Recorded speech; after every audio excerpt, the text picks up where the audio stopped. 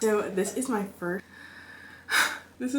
day back at school after winter break. I am a junior at Loyola in New Orleans, and I'm a resident assistant. So I did have to come back like a week early after break so that we can start training tomorrow. We'll be training from Wednesday to Sunday from like 9 a.m. to 6. What we're doing, couldn't tell you. But I thought, I haven't like made a video in a while, and I think it's because like the idea of doing all the editing and like making it exciting is kind of daunting. I'm just gonna talk while I have a couple of things to do. I need to wrap my hair, I need to do my eyelashes, and I need to like put up all this stuff from when I was packing. Yeah, so let's just talk. I'll get my facilities together. I have a candle that I'm not supposed to have, so don't tell anyone. I got these, I got these flexi rods. So these are actually really tiny, so theoretically they like close like this, but like I only have like 6 of them. Like this isn't big enough. So we're gonna do eyelashes. I used to be a lash cluster baddie, but not so much anymore. But that's not what I want to talk about. So I've been reading Ain't I a Woman by Bell Hooks. Maybe only like 50% of the way done with it. And this is like my first time reading like any type of feminist literature. This does smell bad though, so I'm over there. Basically like society's devaluation of like black womanhood and how like I can't speak for other races, but she talks about like black womanhood, and I'm obviously a black woman, so I can speak for that. My experience with that, I can't speak for everyone. It's been really insightful. I really love to read it, and it makes a lot of things in my own life make a lot of sense. She talks about how when like the fight for freedom from the slaves was happening, it was like obviously like the black man kind of spearheading things because like, you know, misogyny in that time. And then the black woman was like being brutalized, obviously. Some women like Sojourner Truth were like going out and like sharing their stories. And then the white woman who was fighting for women's rights, but really that meant like white women's rights. And how eventually like, how should I say this? And how eventually it got to the point where the white male would rather give rights to the black man than give rights to a white woman. So like that shows how already like deep-seated their like misogyny is, and like how far the patriarchy runs. Like I would rather acknowledge this black man than acknowledge a white woman. So I mean, like imagine my thoughts on like a black woman or any woman of color. And then another moment that stuck out to me was, I'm supposed to be doing my lashes and talking. Another moment that stuck out to me was when she was talking about the civil rights movement, and she was saying how like during the movement, like in like the fight to be equal, like black men were spearheading like the charge, right? So black men were spearheading the charge, and then black women were seen as black first and like kind of encouraged to see that like all of their troubles could just like be solved if racism wasn't a thing. Like they weren't like really allowed to acknowledge like the struggles of like womanhood, and like if they did, it was seen as kind of like a betrayal to the race, you know? I don't know, it's really highlighting this long history of like the oppression of black women specifically, even within the black community. And I feel like that's still really seen. I can see it in my life with like how the women in my life are so strong, and like no shade to the men, but they're given a lot more grace like within our community and just in general.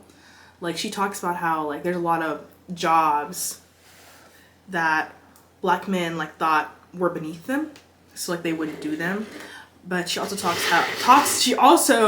brings up the fact that like black women were never given the privilege to say this job is beneath me, because at the end of the day someone has to work. No matter if you're responsible for like feeding the kids or what. Okay, hey, so you're in my eye actually. Points out how enduring is not the same as thriving, and just because black women are forced to endure so much doesn't necessarily make it okay. Like, there's so many strong black women that go through so much even now, and they prevail, which is beautiful to see. Like, against all odds, they're able to thrive, but that doesn't make it okay, and that doesn't mean it's not traumatic and way harder than it should be. Yeah, I definitely learned a lot. I really see how like stuff like this can make people angry. Not even like the angry black woman, but like the angry woke woman. Like, because I mean like the way we're treated and like the things, the extra hurdles we have to go through as black people, as women, as black women, it just goes back so far. And like the ability to see it as one thing, but like changing it systemically is a whole different ballgame. But I choose to view it as a tool. That's what I've been reading about with bell hooks. What are the odds these actually stay on? I'm back for RA training and I'm a little salty about it. I don't know, I'm a little stressed. Last semester was really hectic for me. I'm a part of SGA. I joined the first and the finest sorority, Alpha Kappa Alpha Sorority Incorporated. I'm part of the exquisite Eta Theta chapter now, which is awesome and really like a dream come true to say out loud. But it was a lot. This semester was a lot, you know. Rushing. I'm head of the judicial branch for our school, is SGA, and we had a big thing come up this year. Being an RA, like I was pretty stressed out last semester, like really stressed out, and coming back I had a lot of anxiety and I was really dragging my feet, like I didn't want to come.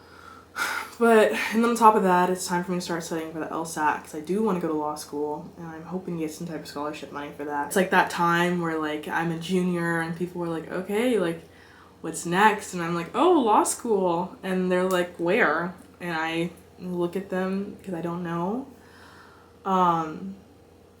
So that's been kind of rough. I'm feeling a lot of pressure. I have an avoidant personality. Like I don't know what these people want me to say. Like I don't have the answers yet.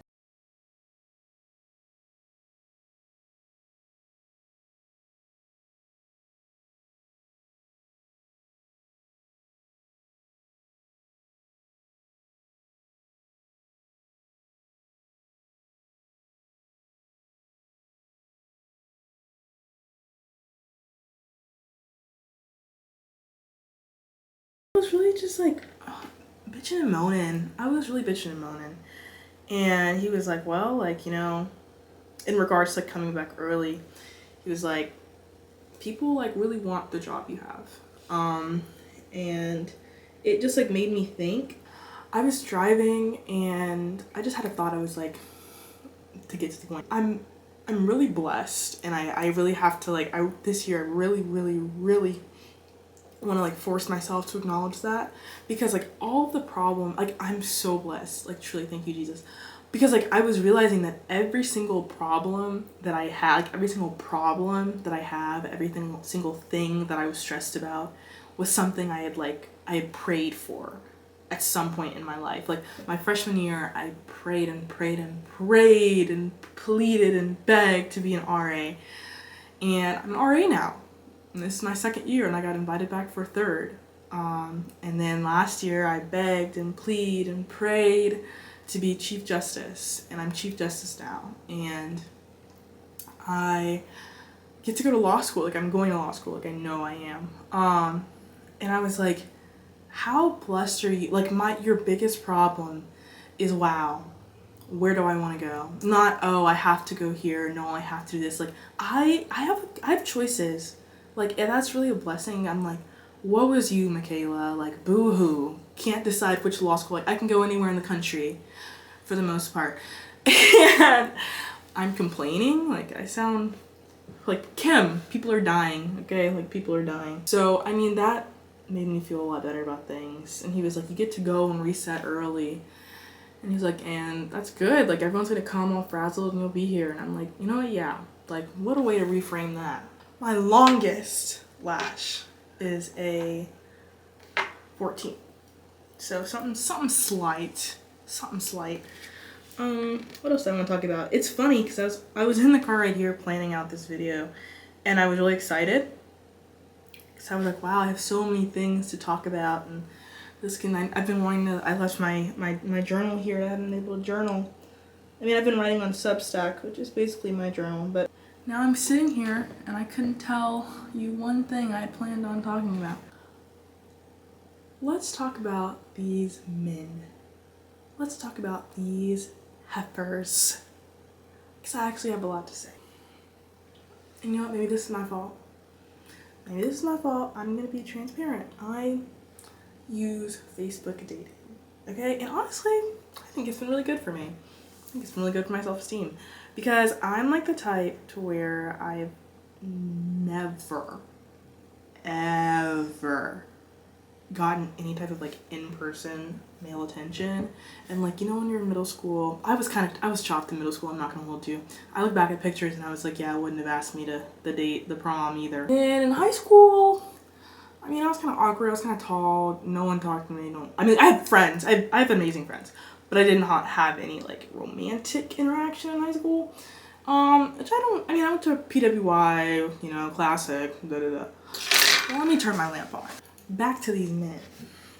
As I was saying, I use Facebook dating. Okay. I didn't get any attention in high school. I go to school in New Orleans. I'm right across the street from Tulane. Everyone at my school is gay. Everyone at this school is gay, and I am straight. No shade to the gays. Love the gays. I'm just not gay. Tulane's right across the street. I am a 6 foot tall, beautiful, broad shouldered, busty, no booty woman. And you know, that's okay, because I now know that there's guys out there who have no problem with that. But in college, I haven't found many that are into that. So I was on Hinge and I didn't get any likes on Hinge. Like I didn't get any likes on Hinge. And if I did, like, I'm not, like, obviously I'm not, like, I think highly of myself and I think I'm beautiful. I'm not a 10 out of 10 by most standards, and I'm not, like, being like, oh, woe is me. But I said that to preface the following statement. Anytime I got a like on Hinge, it was like Gorlock. It was Gorlock the Destroyer, or like some wigga. Oh crap! Like, you fuck with white boys. I was like, oh my god, like, why me, Lord? So I tried Facebook dating, and you know, all the guys on there are pretty like blue collar, soft hands. They all seem like they're gonna get married though, I'm not gonna lie to you. Soft hands, like some creepy ones, but it's honestly just like, I don't know, like blue collar guys. But what I've discovered, and like, okay, I hate to admit this, I did put my Instagram in my Facebook dating because A, I wanted more followers on Instagram over the summer, and then B, I'm not always on there. So I put it in there, and like, okay. At first it was fun, and I was like, oh, like male attention. And then obviously most of the guys I didn't like, which I don't know, might be a me thing. Like, I don't think I'm too picky, but like you would think maybe I am or something from like the way this shit goes. There'd be a few that I would like actually, and I would like, okay, I'm actually gonna talk to you.